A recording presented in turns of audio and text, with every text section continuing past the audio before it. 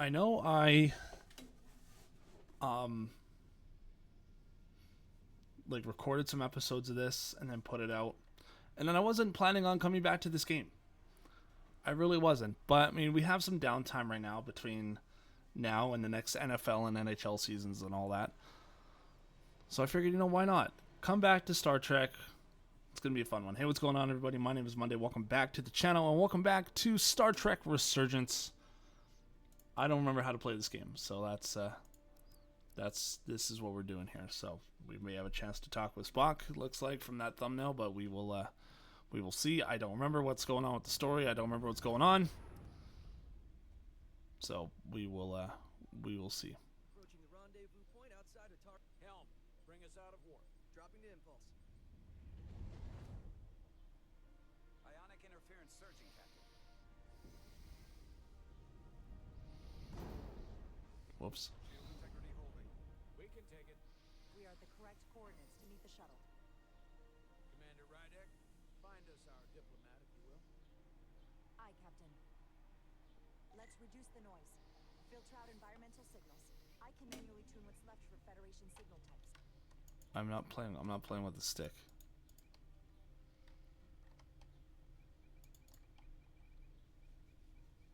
Oh, here we go.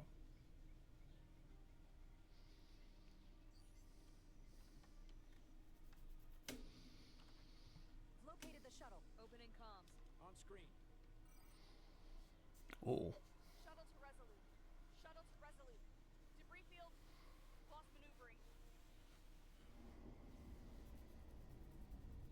Losing. I can't get it any clearer. It won't get a transporter lock. It's just not happening. Power up the tractor beam. We'll pull them directly into the docking bay. Okay. Diaz, you good to run the tractor emitter? Yes, sir. USS Excelsior. Come on, Diaz. First thing, lock onto the shuttle and stabilize the rotation. Stabilize the shuttle. Okay.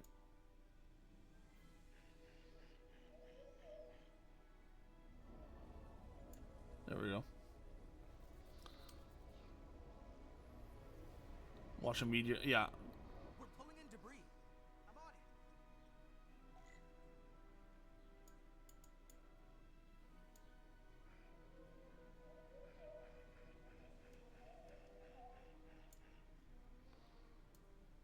Oh, fuck. Come on. Stupid thing.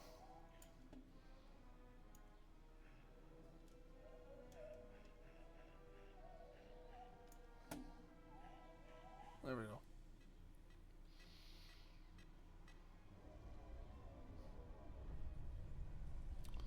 Oh, that's a big one. It's gonna take out the shuttle.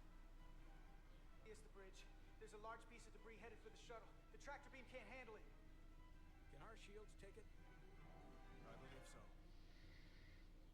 Commander Rydek, plot an intercept course. On it.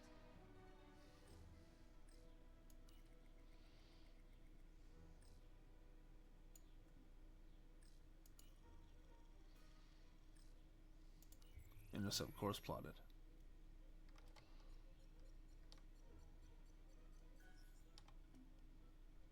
Here we go.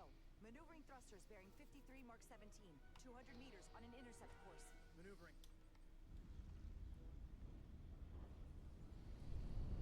So we're just body we just body check the fucking thing. Whoa. Someone's working hard on the bridge.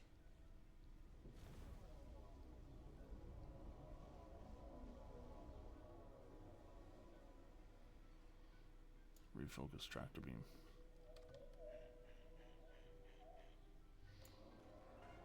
There we go. Nicely done, everybody.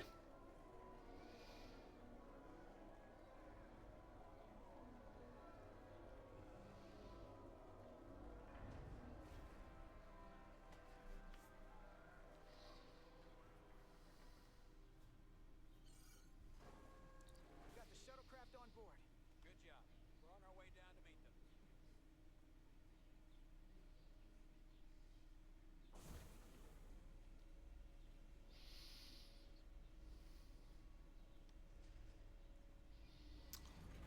Spock. Terra firma, so to speak.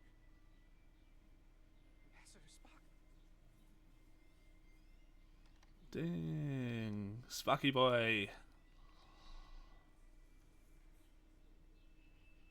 The captain will be right down to meet you, sir. In that case, I will wait for him here. Mhm.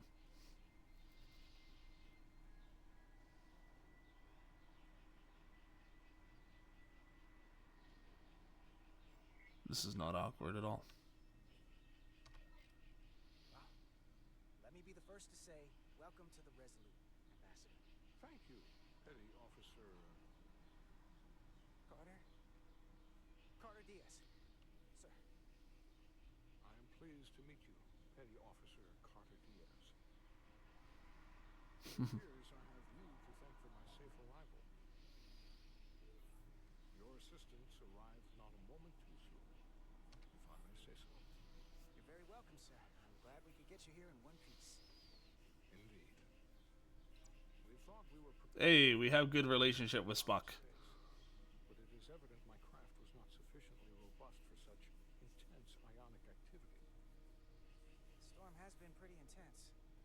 There was an element that was most unusual. Before you came to our aid, our maneuvering thrusters and impulse engines were rendered inoperable.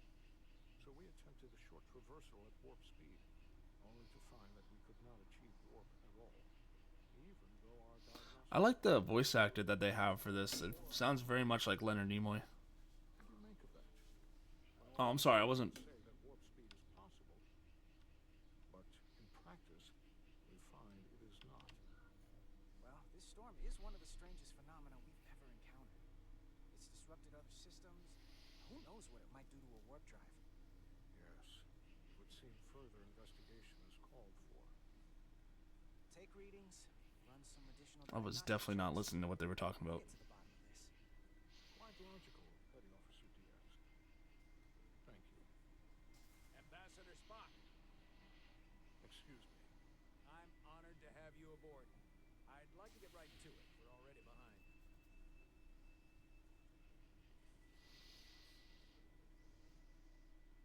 Yeah, I was not paying attention to what they were saying at all.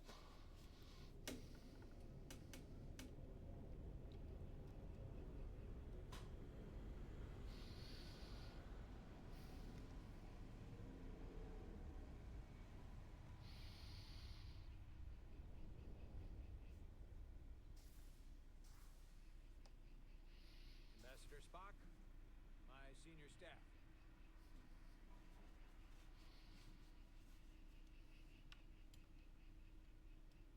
It's not every day that a captain gets to welcome a Starfleet legend aboard. You flatter me, Captain Salon. But legend implies the past tense, whereas I am very much focused on our present circumstances. I didn't mean to suggest you were stuck in the past. You're right, Ambassador. Most diplomatic choice of words. Your experience comes from the past. But our present situation calls for it. True enough. We were hoping you could fill us in on the details. We got the basics from Starfleet. Two formerly peaceful neighbors are now on the brink of war. Indeed. And the tension between them grows fiercer by the hour.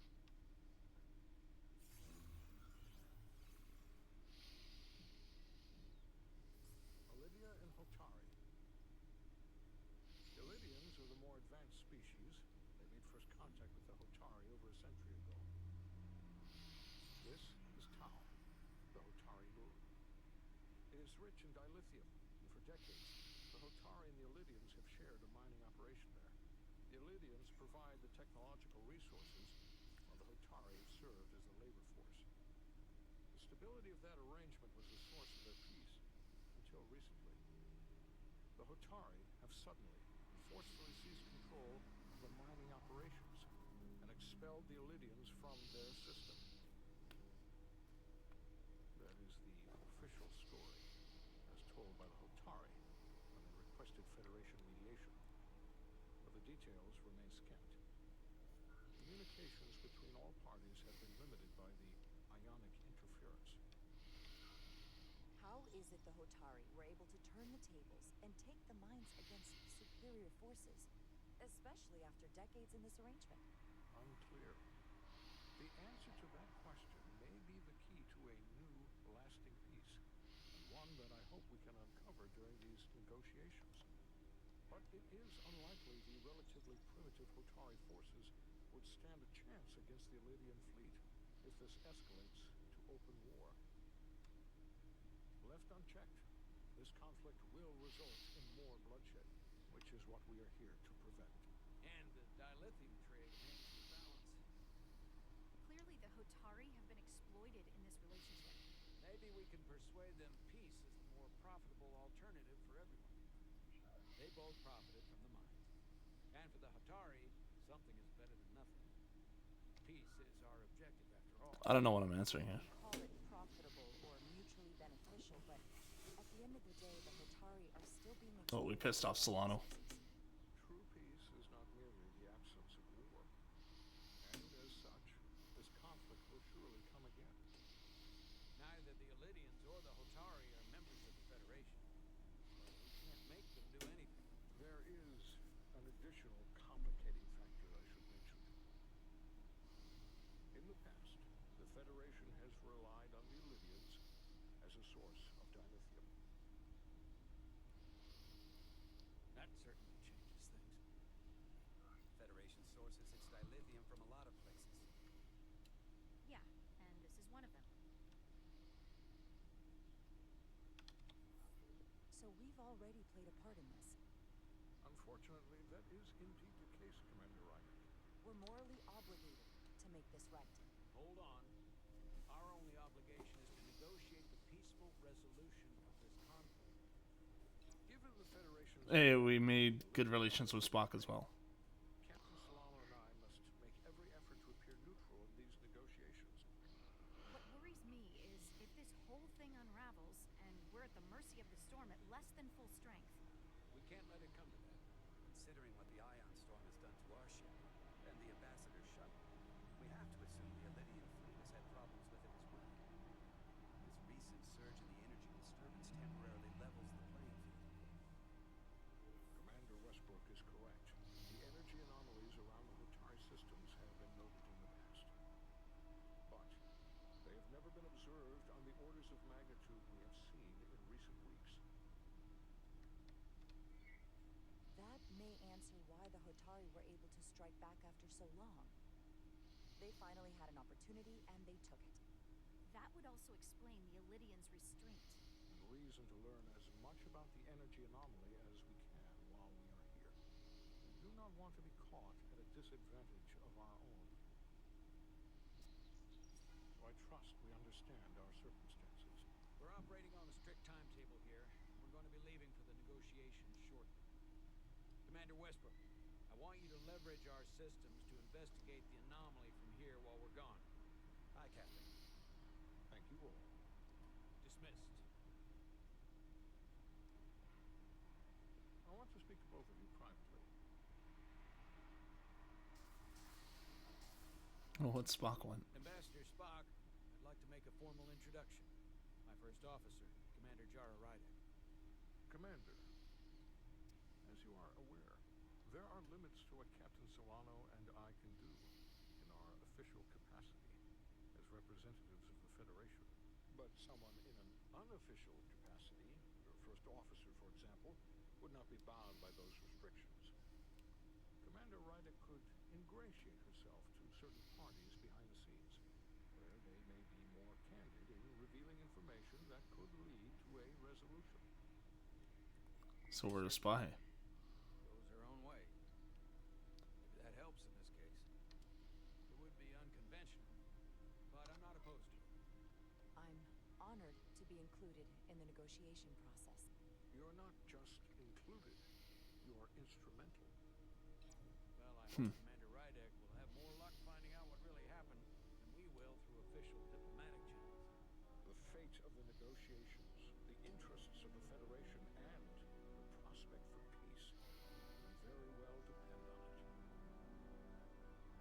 Dun dun dun. Well, this is getting interesting here.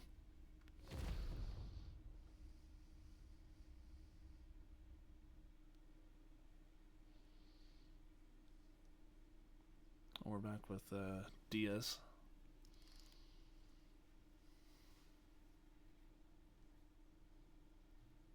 Mr. Diaz, I understand you have already discussed the warp drive failure with Ambassador Spock. I have.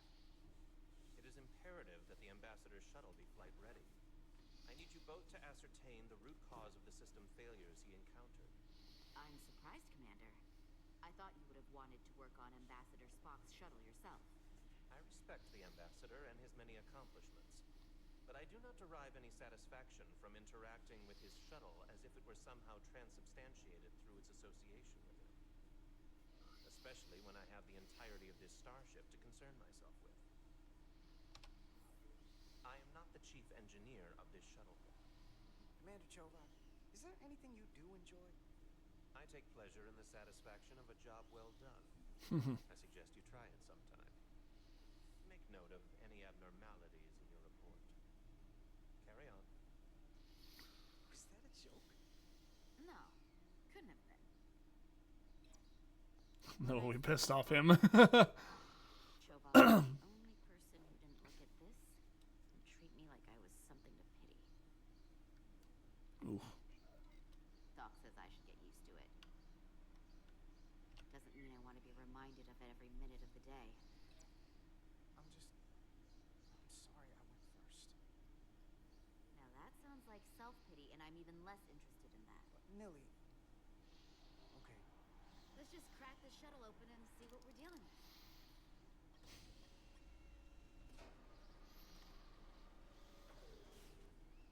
Ready to go? All set. Let's run the diagnostic. Sure. Begin diagnostic. So, I know about your talk with Miranda. You do? She sent me a Priority 1 dispatch right after your conversation. I'm happy for you. Both of you. Thanks. But I'm only going to tell you this once. Don't screw this up. Because I would be very unhappy if you tried this out and then, I don't know, 6 weeks or 6 days later I have to start splitting holidays between the two of you. All because things went south and you're not on speaking terms. That just isn't gonna work for me. That's not gonna happen, okay? And why are you even going there? We haven't even gone on a date yet. I just want you to know where I stand.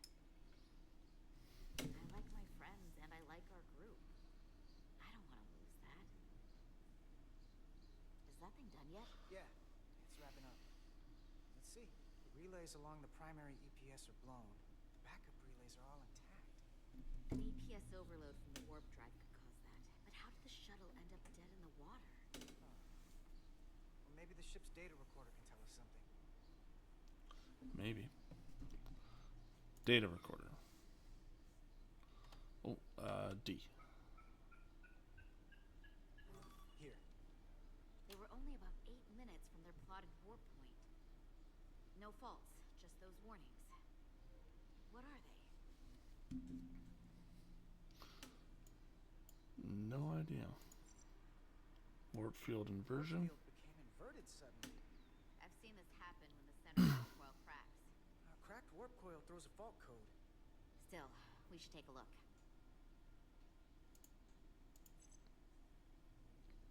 There was a complete warp cascade failure. Wow. They're lucky the shuttle didn't turn inside out. Makes me think the computer panicked on the warp field equation.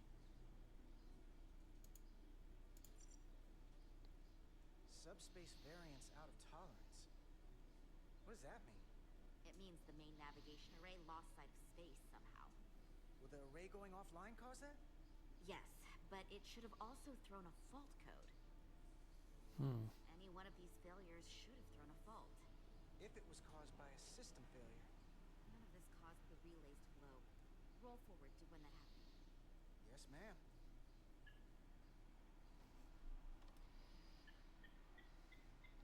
So here, they take a moment to get their bearings, and they attempt to re-engage the warp drive. There. That's the relays blowing. Okay. And look, there's another warp system alert. They're all the same. Subspace variants out of tolerance, or warp inversions. Finally, there's a complete warp cascade failure. Then it's one of two things. Either a warp coil is cracked, or the navigation array is offline. That makes sense. Divide and conquer. You want to check the warp coils or the navigation array? I'll check the other. Let's do the warp coils. Is likely broken. I'll check the nacelles for a cracked coil.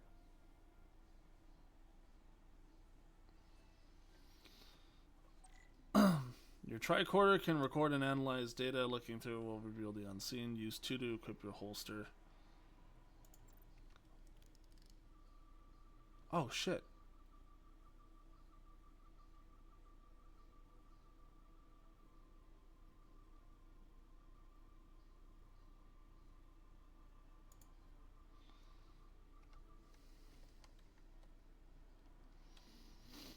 Let's check the other side, and everything looked green there.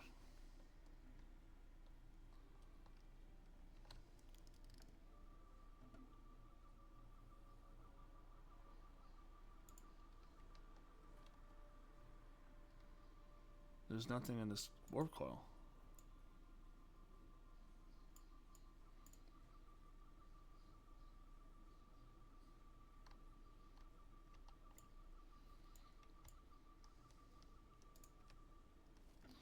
Okay, maybe I'm supposed to go the other way.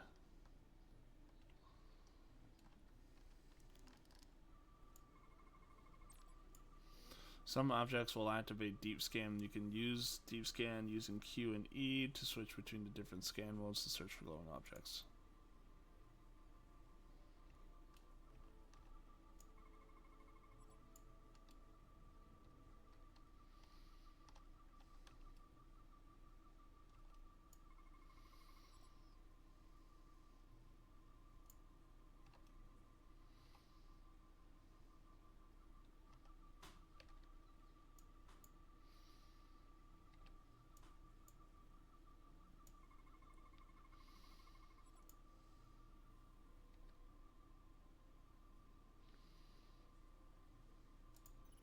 Okay, I guess we're done.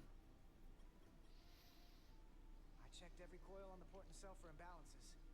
If any coil in either engine were cracked, I would have detected it. So, it must be the navigation array. Except it's not. Checked and double-checked. Well, the readings don't lie. Here comes the security detail for the way team.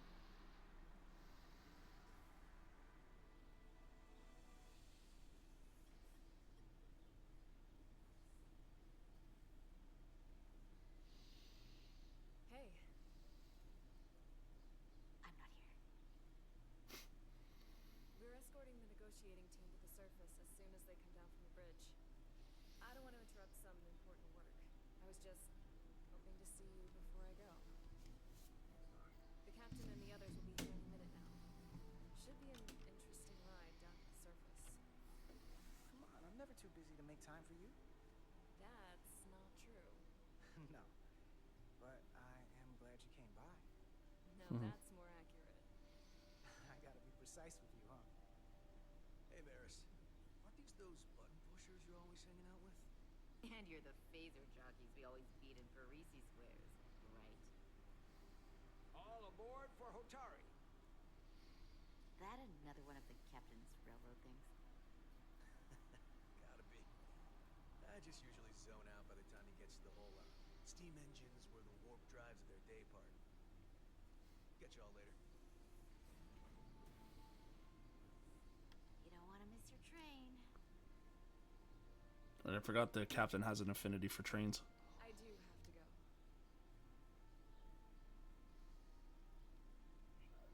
Not gonna lie, I'd rather not leave right now. Ooh! Let's kiss her. Let's do it. Aww.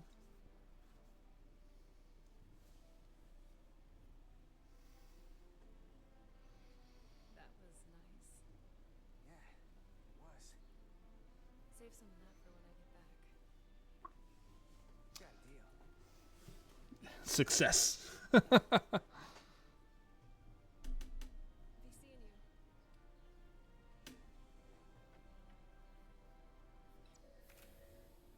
you. Hey, good relations. We love that. It's hard to be as. If you could float back down to reality, we still have a ways to go. Alright, where were we? So, the warp coils in the navigation array are fine, but the nav computer doesn't seem to think so. I'm out of ideas short of field stripping the shuttle from bow to stern. You wanna take this out of the shuttle and throw it on the bench? Oh, real hands-on maintenance. I like it. Okay, the nav computer is patched into the ship. The ship's computer can double-check our work. If the shuttle's nav computer is putting out false data, we'll know it. Let's run through the shuttle's logs again. Running now. Sure.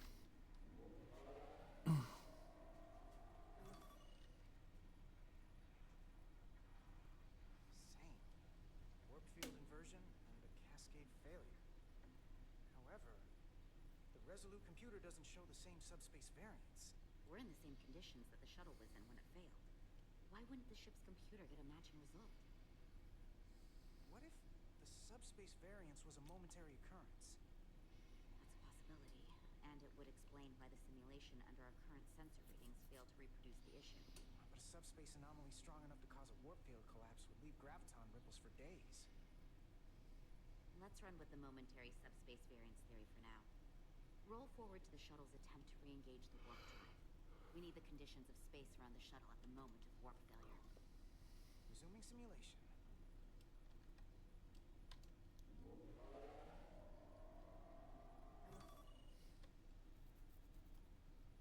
Error in warp field calculation. Cochrane formula variables are unfriendly.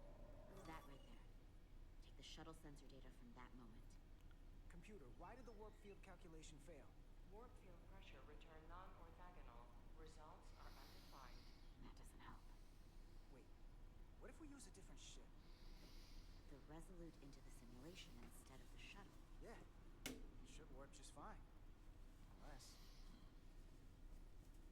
Computer, run the simulation with the Resolute. Resolute simulated. Computer, give me manual control on the warp power.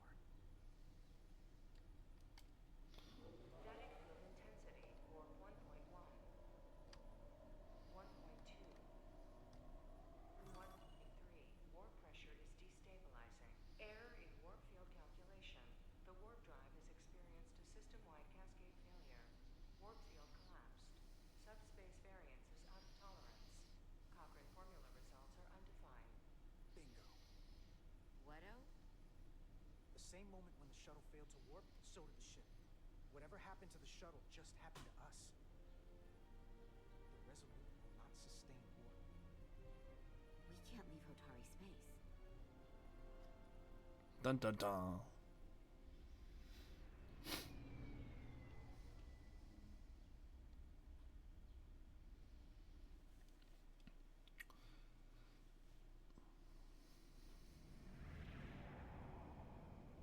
Now we finally get to go to a planet.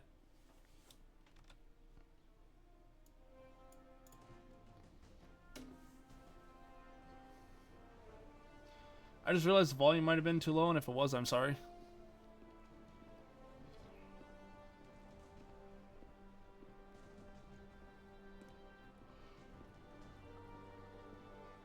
Ambassador Spock, Captain Solano, welcome to Hotari. We are honored you've come. My name is Tyler Saltaris, Minister of Diplomatic Affairs. The honor is ours. And this is Commander Jara Rydick, first officer aboard the USS Resolute. You'll find she has a keen mind and unique insight into the dynamics between the Hotari and the Illydians. We are honored to be here as representatives of the Federation. I'm so glad. These must be the representatives of the mighty Federation. The reigning authority in the galaxy. Or so we've been led to believe. Whether that's true or not remains to be seen. But, either way, we're grateful you've made the time to come to our little corner of the universe. And you are? This is Galvin, And this is Citron, the heroes of the revolt in the mines.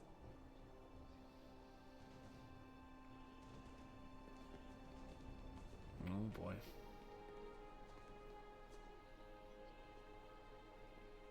Let's hope this is the last time we ever have to come here.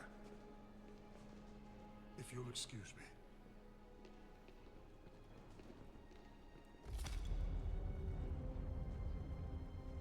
I think we're about to begin. Did you hear the arrogance from that guy? I don't know what we're walking into here. But that guy was something. That may be true. But let's keep an open mind going into the negotiations. Hopefully he's just one voice amongst many. Then let's hope he's the outlier. The Hotari have invited us as their guests, so we must show them the proper respect.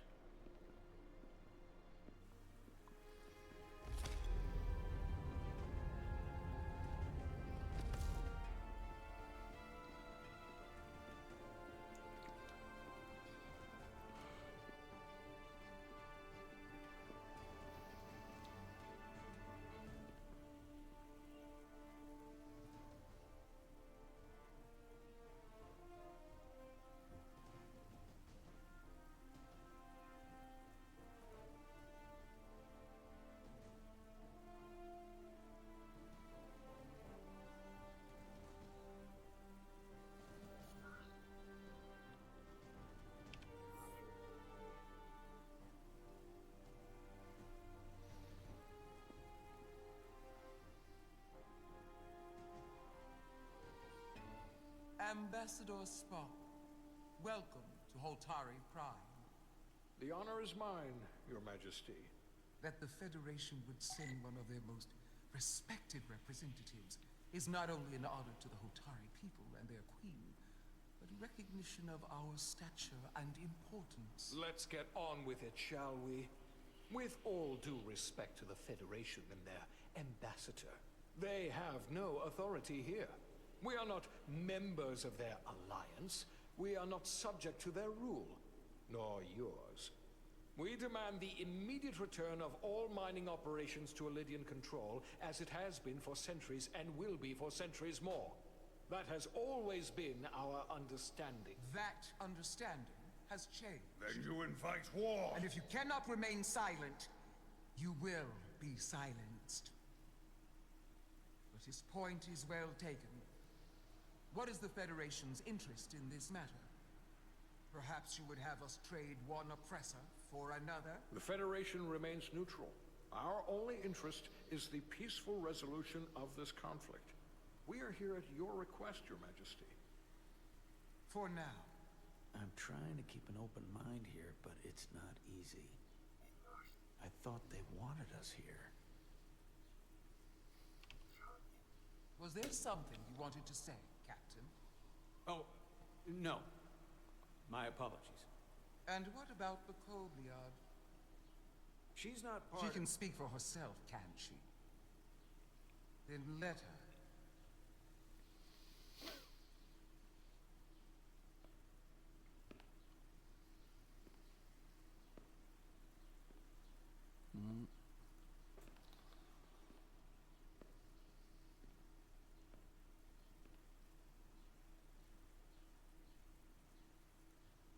Now then, what is your name? Commander Jara Rydek, Your Majesty. Being a Kobliad, you would know better than anyone. Your people suffered brutal treatment at the hands of the Cardassians.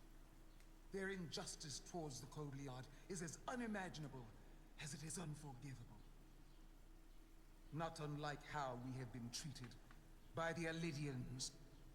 As much as they'd have you believe they are the victims here, remember it was the Hotari who attacked us. Hundreds of innocent Elydians were slaughtered without mercy in those mines. The blood is on their hands, not ours. Quiet! Shit.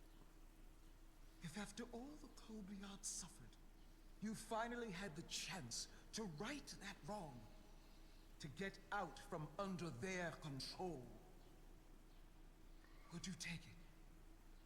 Or would you negotiate a peace? Oh, fuck. If the opportunity presented itself, and I wish that it had, more than you can know, then I would right the wrong without hesitation. For the sake of the Kobliad, we suffered enough. Of course you would. It would be foolish to do otherwise. The Federation is the most That was not what I selected. most advanced alliance in the galaxy. It's widely known we have an abundance of dilithium in our mines. And it's in your interest to secure a steady supply. Your Majesty, if I may. Ambassador Spock would have us believe you're here as a neutral party in the interest of peace. So why are you really here? I want the truth, not your Federation rhetoric. It's possible the Federation has an interest in both peace and securing a steady source of dilithium. One does not preclude or prevent the other. But that's just my personal opinion.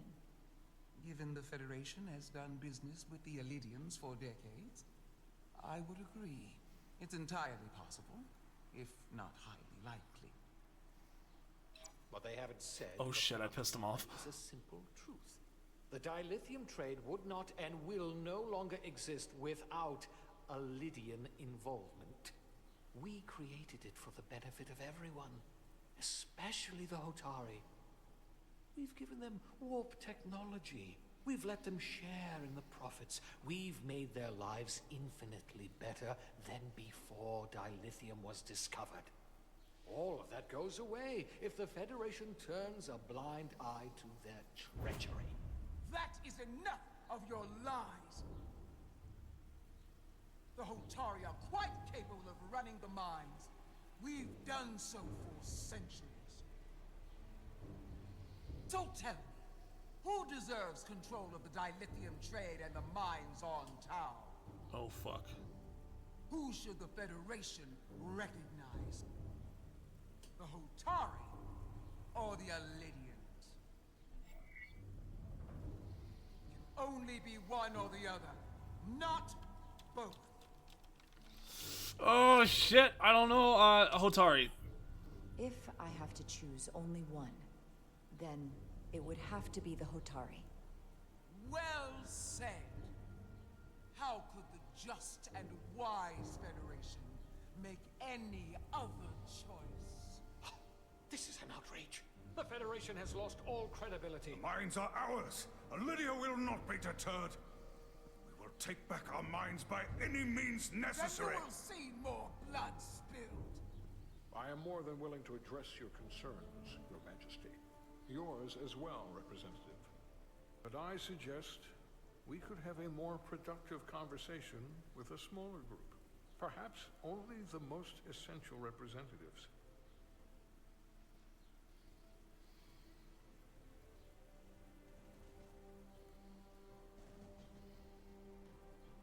I suppose there is some sense to that.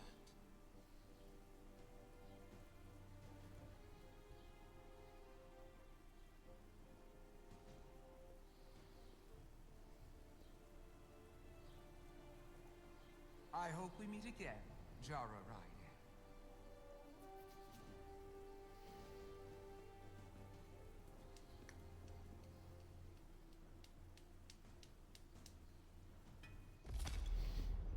I think we pissed Spock and our captain off. Spock and I will cover everything on the diplomatic front. You make nice with the locals and see if you can get some answers. We need to find out why the Hotari are so willing to risk war. What happened in those mines?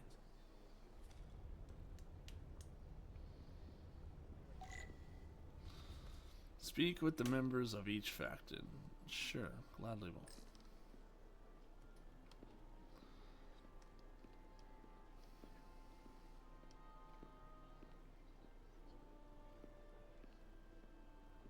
What is this? Soothing.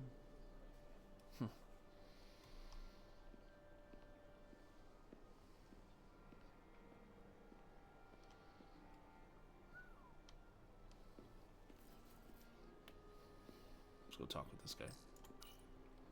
Commander, I'm glad you've chosen to side with the Hotari. I knew the Federation would see through the Elidians' baseless claims and protect the interests of my people. Even though the Hotari should have control of the mines, some of the Elidian claims are still valid. There you're wrong, but we can agree to disagree.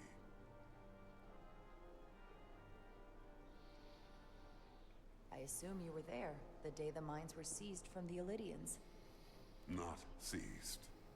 Reclaimed. And restored to their rightful owners. Yes, I was there. We had to be decisive. Before the Elidians could even realize their worst nightmares upon them. Were the Hotari miners armed during the revolt? I'm just trying to understand how it happened. If by that you mean armed with centuries of abuse and exploitation at the hands of the Elidians, then yes. Which doesn't really answer my question. We had them vastly overwhelmed from the start. They respect one thing above all else, and that is force. The greater the force, the more certain the outcome. Any talk of making peace is just that, and worth little without the strength to secure it. Which makes me wonder about your ship, the Resolute. Undoubtedly the Federation's finest warship. Ready to contend with anything the Elidians might have in store. Or is that not true?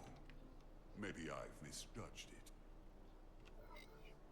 I wouldn't say state-of-the-art, but the Resolute is plenty capable and can hold its own against just about anything. Let's hope so. Because at the moment, it's the only thing preventing them from wiping us off the map. Sidron.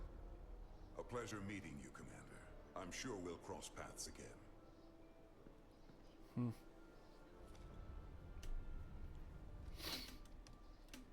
Let's have a chat with this guy. Commander Rydek, I'm encouraged to see the Federation supporting my people. I'm afraid of what might happen without your help. If anyone deserves thanks, it's Ambassador Spock. No one is more invested in negotiating a peaceful settlement to this conflict than he is. I'm so glad. We need his help before the situation escalates further than it already has. It's been very trying. I saw you speaking with Sidron, our national hero. I'm curious, what did he say? He seems to be of the opinion that negotiating for peace is a waste of time. Because force is the only blunt instrument he understands.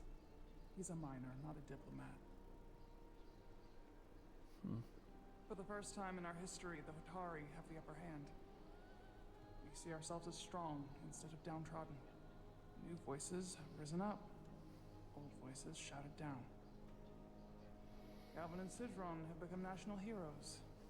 Now, they have the Queen's ear. Better or worse, depending on your perspective. I get the sense you don't exactly trust them. I don't trust their instincts, which are leading us to war. My fear has been that the Elidians will launch an attack and crush us. You've seen their starship, no doubt. They could have retaken the mines whenever they wanted to, but it never happened. And as strange as this may sound, I'd almost say they're afraid. I just don't know what they're afraid of. It's still the same bluster and bravado you would expect from them. But it has no teeth. Like they're afraid of what might happen. Because of what happened in the mines.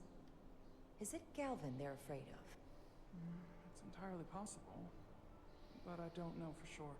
Whatever Galvin is doing in those mines is turning everything upside down. But no one knows exactly what's happening.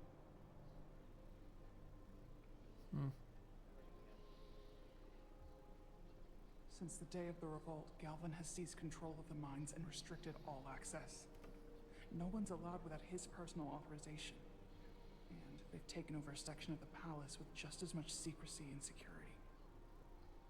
I'm told it could be something they brought back from the mines. made inquiries, but everyone pretends it doesn't exist. I strongly suspect they're hiding something. Are you sure of this? It's been the talk of the palace since the day of the revolt. How can we know?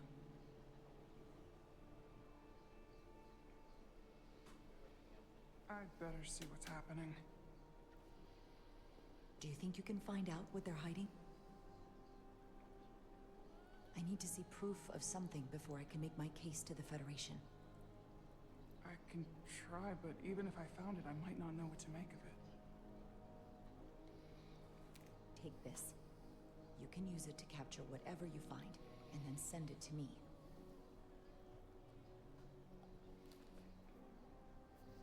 Thank you. I will let you know what I find. And I look forward to our meeting again. This has gotten solemn. Sorry, I couldn't help but notice you were speaking with the Hotari this whole time. I figured in the interest of fairness, I should offer another perspective. Of course.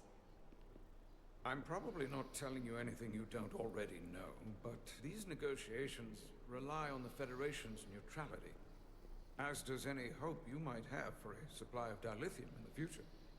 So, why you would choose to side with the Hotari escapes me. Without Lydian involvement, there is no dilithium trade. But clearly, you weren't aware. We are and will remain completely neutral. Our only interest is the peaceful resolution to this conflict. As is ours. Of course, the question is, at what price?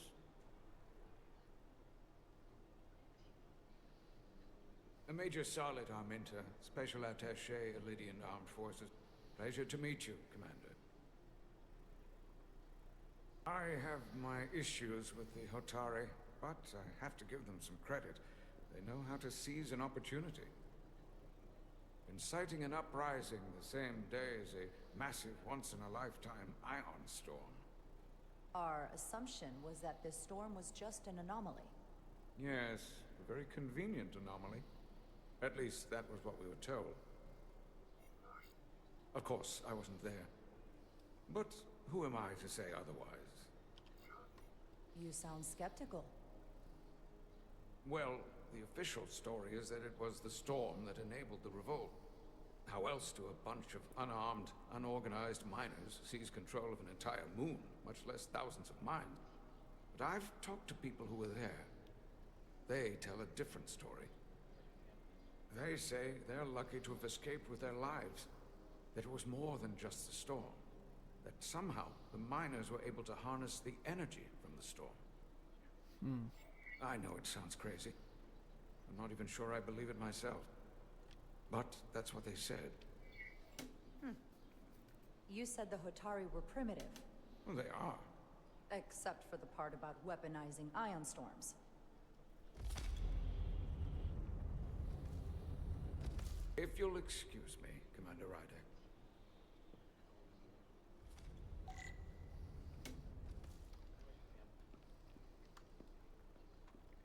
We'll have a chat with Captain Solano.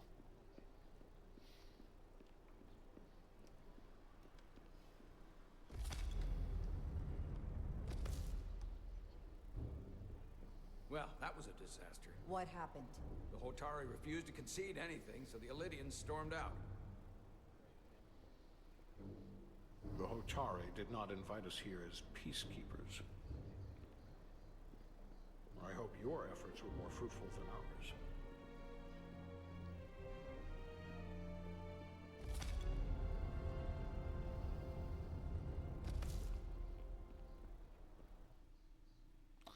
Well, perhaps, maybe.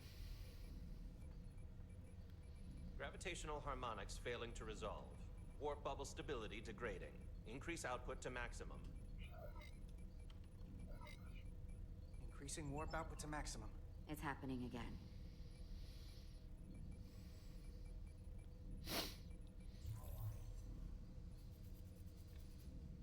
Warp fail. It is evident that presently, the Resolute cannot achieve warp propulsion. Since our diagnostics rule out any problems with our warp systems or anything about the ship, the problem appears to be the fabric of space itself.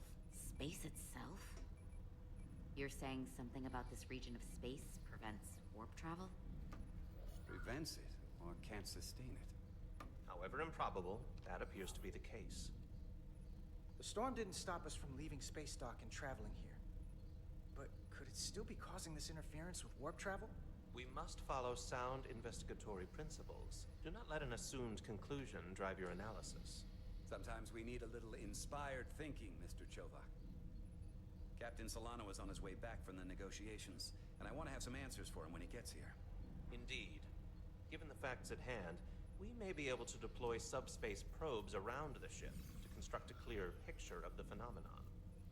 Around the ship. I'll prep a shuttle.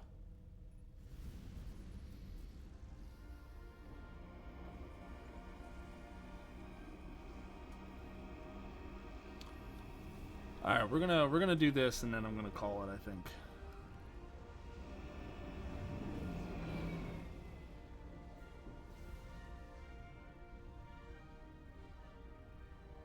I'm setting up a waypoint at a distance roughly corresponding to the edge of our warp field. When we get there, I'll deploy the first probe. Fly the shuttle to your objective to complete the mission. W to fly forward, D to fly backward, mouse to turn, Q to ascend and descend. All right.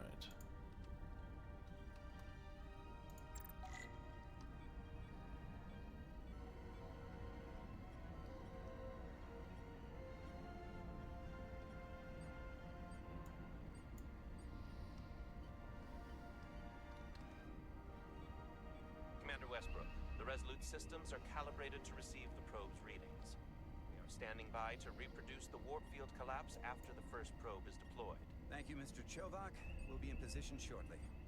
And, Mr. Diaz, do take care in piloting the shuttlecraft. Now is not the time to indulge in the human penchant for joyriding. Chovak probably isn't such a fun guy to work for, huh? I always seem to find a way to push his buttons. Yeah, I think he'd blast me out of the airlock if he thought it would help increase engine efficiency by 0.1%. Well, don't worry about it. Chovak's opinion isn't the only one that matters. Last time I checked, I was still Chief Science Officer, and you made a hell of an impression on Ambassador Spock. I'm the one who should be worried with this new first officer on board.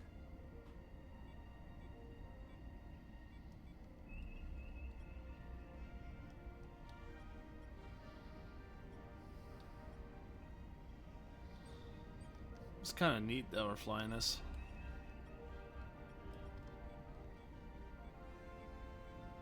This is far enough.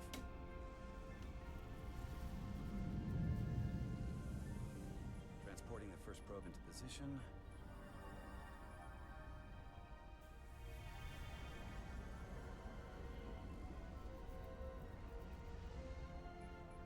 Westbrook here.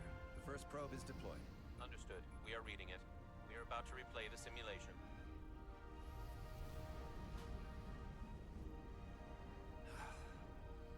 Problem? Just can't get a handle on her. Commander Rydek. She rejected my plan to use a deflector pulse against the storm surge. But on the other, she did listen to my advice and use the whole polarity trick to get you through that excursion alive. I'm not saying there's anything wrong with the new XO. I'm sure she's a fine officer, even if we don't see eye to eye. But she didn't go through what the rest of us did. You know that.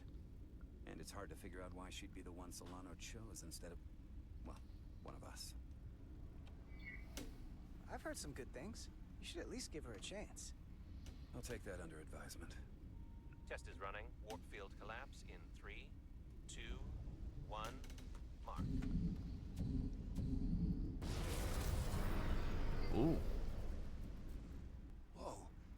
All right, that is definitely a problem with the fabric of space. We need to get another probe out there.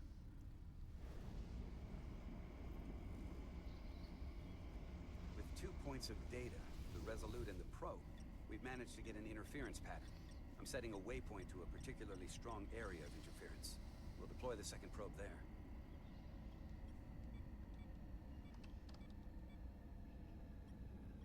Listen, I'm gonna give you a piece of advice I wish someone had given me.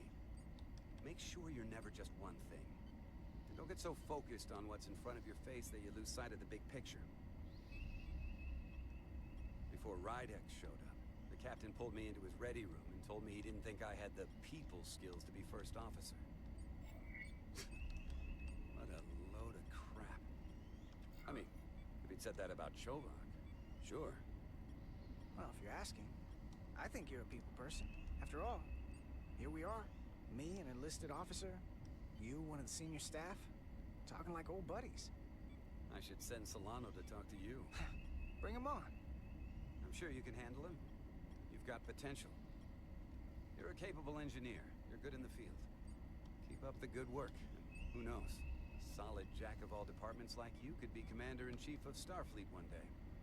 Hell, Admiral Jellicoe started as a shuttle pilot. And there are places to go in the enlisted ranks, too. You know, I'd be the best leader Starfleet ever had. Lower decks always have to fix all the problems Command causes. Oh, where am I going? Maybe I just save everybody some steps. Well, don't forget about us little people when you're running things. Of course not. You gotta remember where you came from. We made some good relations with the science officer.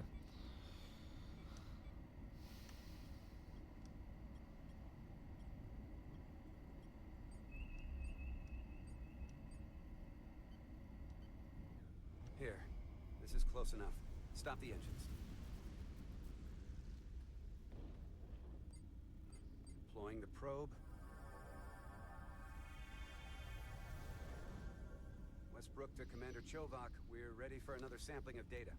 Very good. Running the simulation again. Warp field collapse in 3, 2, 1.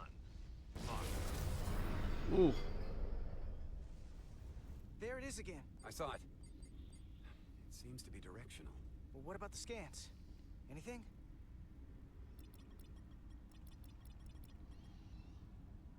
Here's the readings in relation to our local space. We've got the Resolute, Otari Prime, and the probes. All this interference is overloading the sensor buffers. We're gonna have to triangulate the sensors manually. Okay. We got something. These markers indicate peaks in the gravimetric interference patterns. Let's see if I can find some more.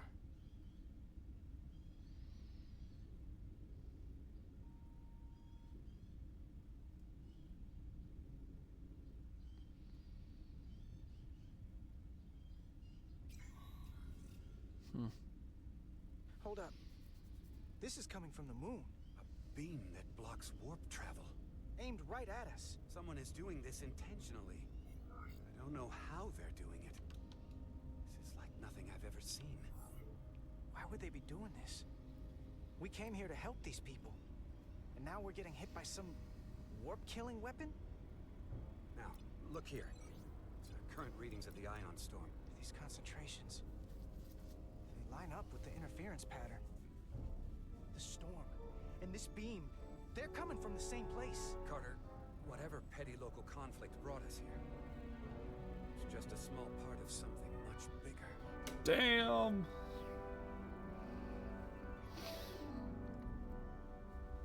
Alright, well, I'm going to... Alright, I need to...